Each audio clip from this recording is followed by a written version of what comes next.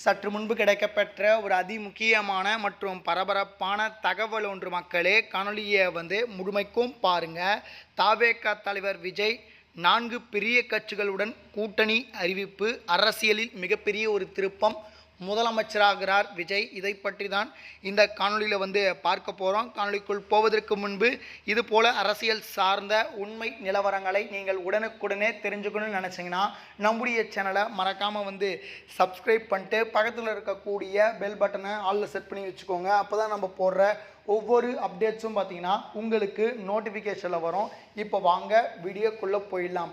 அதாவது தமிழகத்தை பொறுத்த வரைக்கும் 2026க்கான சட்டமன்ற தேர்தல் முடிவடைந்து தேர்தல் முடிவானது வெளியாயிருப்பது உங்கள் அனைவருக்குமே தெரியும்.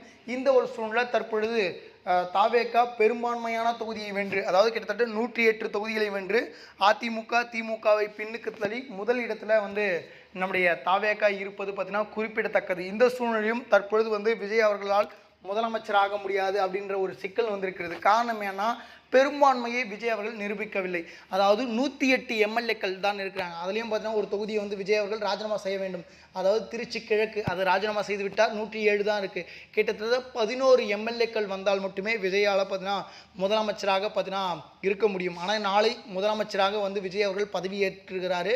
அதுக்கப்புறம் 16 நாட்கள் அவருக்கு அவகாசம் கொடுக்கப்படுகிறது. அதாவது ஆளுநரிடம் கடிதம் கொடுக்கப்பட்டிருக்கு, நீங்கள் மெஜாரிட்டியை நிரூபிக்க வேண்டும் அப்படின்னு சொல்லிட்டு.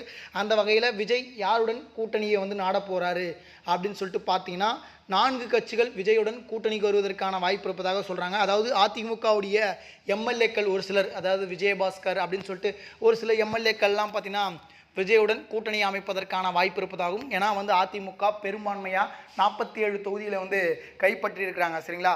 அதனால் பார்த்தீங்கன்னா அந்த 47 தொகுதிகளும் இந்த பக்கம் வந்தால் 154 தொகுதிகளில் விஜய் அவர்கள் மெஜாரிட்டி காமிக்க முடியும். ஆனால் பார்த்தீங்கன்னா இதுக்கு எடப்பாடி பழனிசாமி அவர்கள் ஒத்துப்பாரா?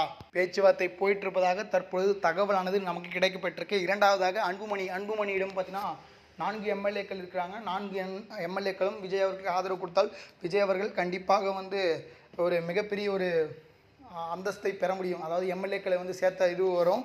அதுக்கப்புறம் பார்த்தீங்கன்னா காங்கிரஸிடம் 5 எம்எல்ஏக்கள் இருக்குது.